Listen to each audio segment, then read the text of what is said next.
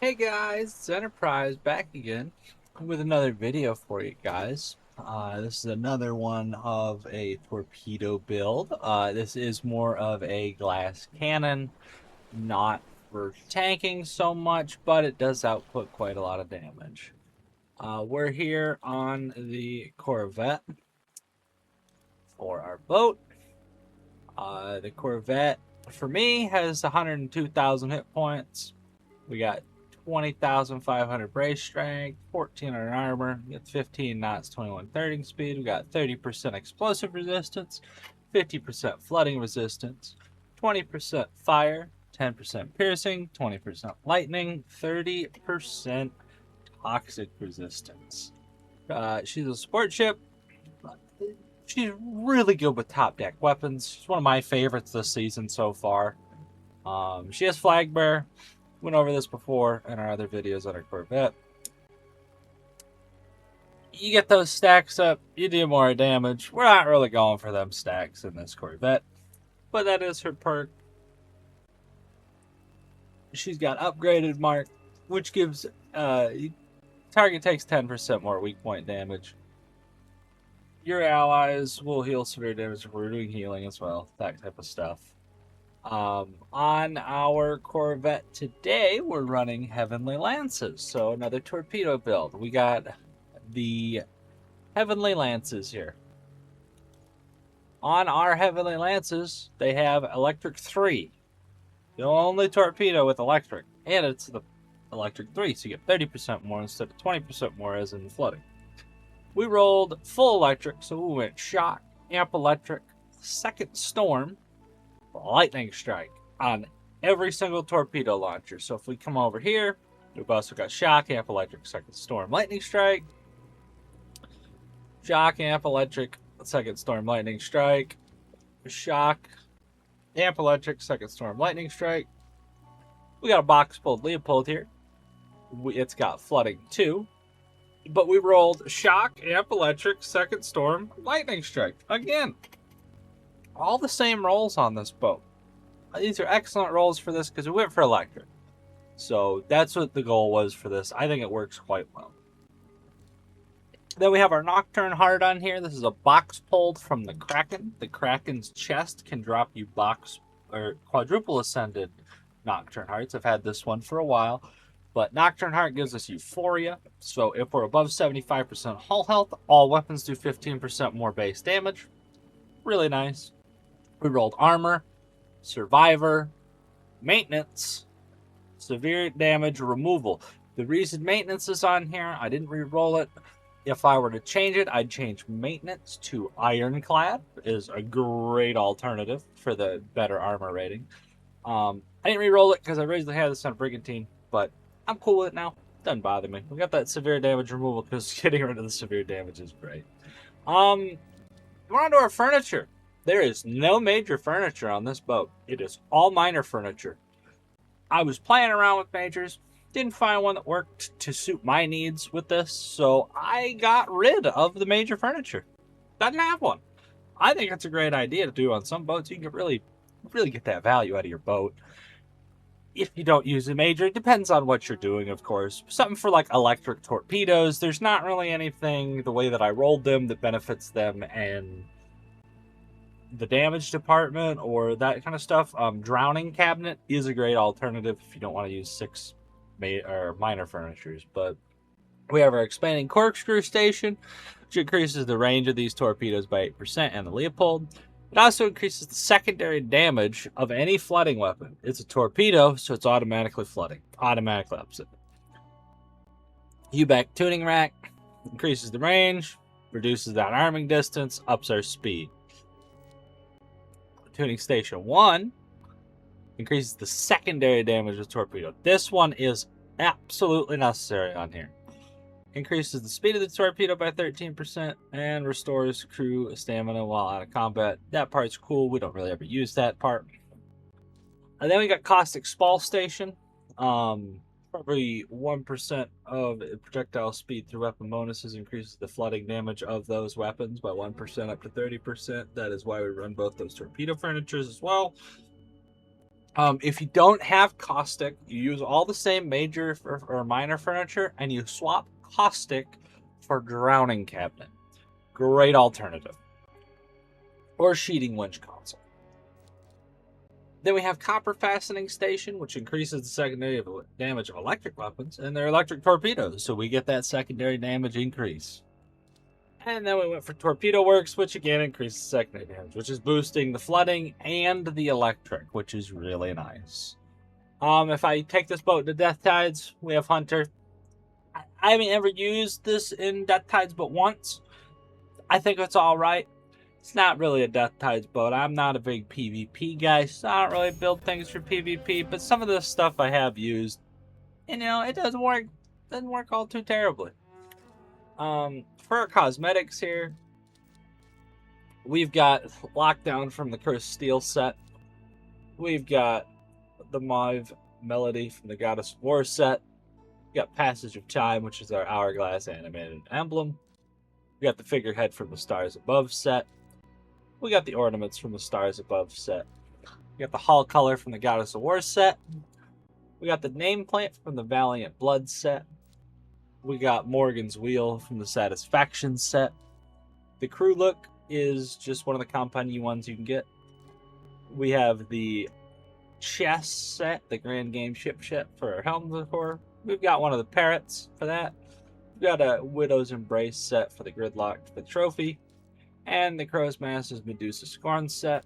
And our aura is the Mid-Autumn Sakura, which is our aura.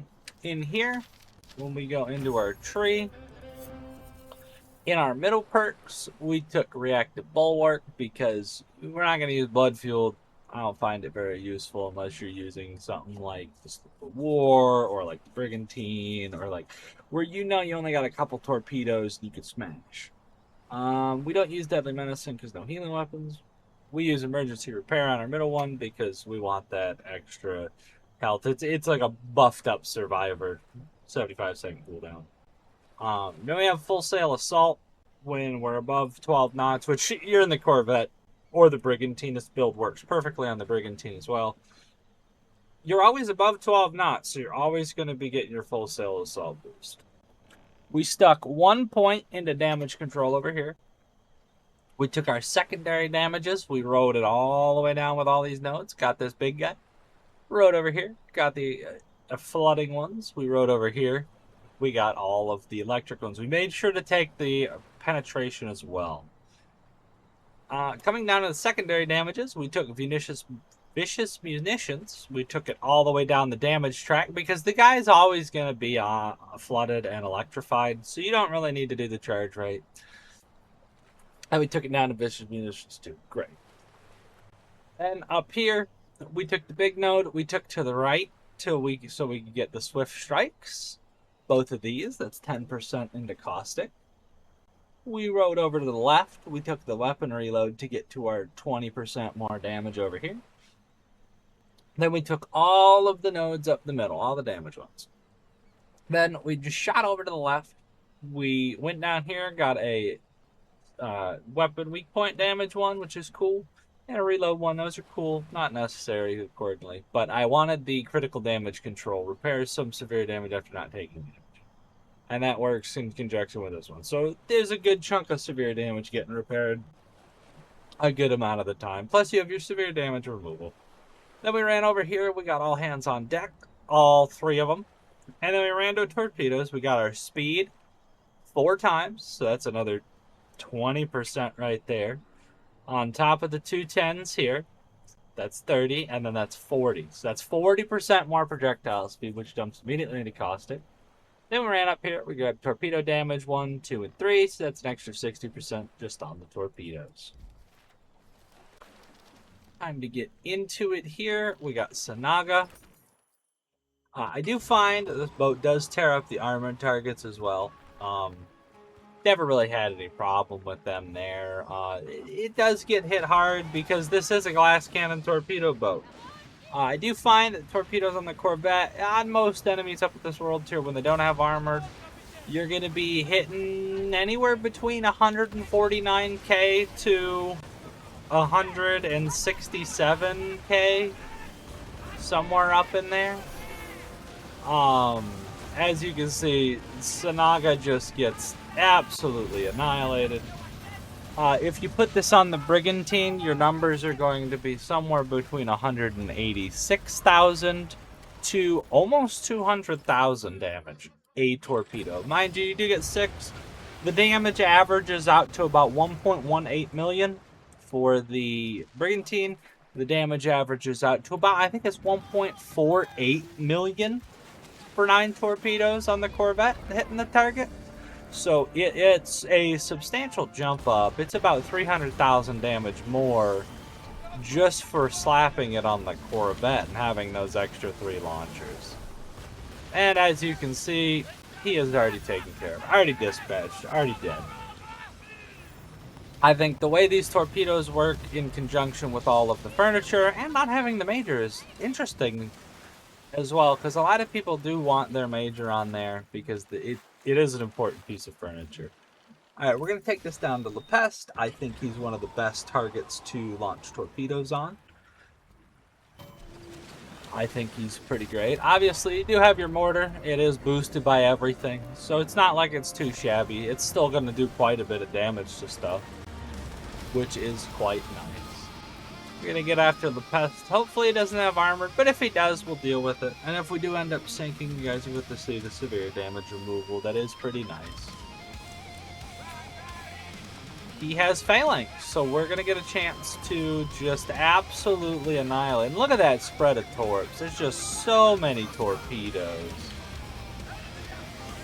Alright, we're going to come in here on Mr. La Peste to get it out there. We're going to get that mortar out there too. As you can see, it's 152 on him. I mean, we're just going to absolutely annihilate him. And of course, the difference between these and my Endless Requiems is we can get a lot closer with the Requiems, which is really nice. But these do hit harder. I mean, as you've seen there, we're doing 190k a torpedo to La Peste. I mean, as you can see, these things just absolutely slap. They are just a wonderful torpedo. I think they're really slept on. I'll show you guys towards the end of the video where you can pick these up as well. Farming the Lizard, as we all are very familiar with, gives us a lot of good stuff. And if we go over to the guy in Lenitra, we can just absolutely we can get them quad ascended from him. We don't have to worry about anything. So that part is really, really, really nice. We'll show you this guy on the Lizard as well. This is perfect for the Lizard too, because you can get just a little bit of distance and just absolutely smash him. Of course, we're not going to be doing full damage here just yet. We'll do 1 or 2 lizards just so you guys get an idea. The first one will be without the Nocturne pop, so if you guys want to use a different armor, like say Leviathan, that's going to save you a lot. That's also an excellent choice of armor, which you can also get from Mr. Man at Lenitra. I mean, as you can see, 2 torpedo salvos, and he is just wiped off the face of the planet. He's just gone. It is just wonderful. The amount of damage these things do is unrivaled, in my opinion. If somebody does have something that does do more, I would love to see it for a torpedo. But if you were to put these on the Galleon, you could get an even bigger increase in numbers. I just don't personally vibe with torpedoes on the Galleon. I think you get a lot more value out of it just having normal cannons. Especially with the gun ports, I think it's really, really nice. And here it is with the Nocturne Heart. I mean, as you can see, I almost one broadsided him. If I was going full speed, sailing by him, we probably would have almost killed him. So these torpedoes in turn are very, very nice. We'll show them to you on Pining, just to wrap this, or the Mizirja. We'll go over to the Mizirja. It starts here at 35 seconds. Hopefully it's armored so you guys can have the damage proccing on the armored targets. These work really well against the armored. I tend to get anywhere between 30 and 38k a torpedo hit depending on the enemy's resistances with it. I think it's pretty solid. I think they're just great torpedoes. Obviously, you don't get soul mending like, say, the Hellgate Serpents, or like if you put soul mending on my Endless Requiems, like the one on the front. That one does tend to get a lot of healing, but at the same time, I feel the healing's not always necessary. And here we can see the Mazirja does not have armored. So we're going to get moving here so we can get that extra boost in damage. And I mean, we're just sailing around these guys. We're just absolutely annihilating the Mazirja.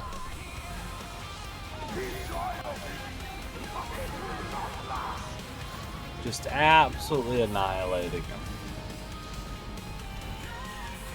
Alright, so if we come over here to the Nitra, in this man's boxes on the beach, Mr. Man over here, we come to our Seas People Huntmaster.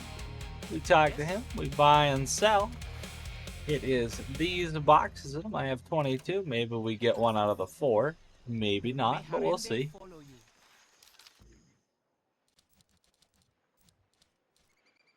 These boxes, if we open them up, we did not get one, but you get things like Heaven's Mandates out of them, Quadruple Ascended. If you're opening them in World Tier 4, you do have a better chance. Springolds, and then you can get the Heavenly Lances. It's a great source of Heavenly Lances. Great place to see them. And yeah, that's about it, guys. These are my new favorite torpedoes this season. I'm absolutely loving them. I think they're a great torpedo to use. I think they're a little slept on. Don't see a lot of people use them, but I was happy to bring this to you guys today, and I hope that you guys can have some fun with it. And if you have any comments, suggestions, or anything Skull and Bones related in the comments, I would love to hear it. Love hearing it, guys. And we'll see y'all later. Goodbye.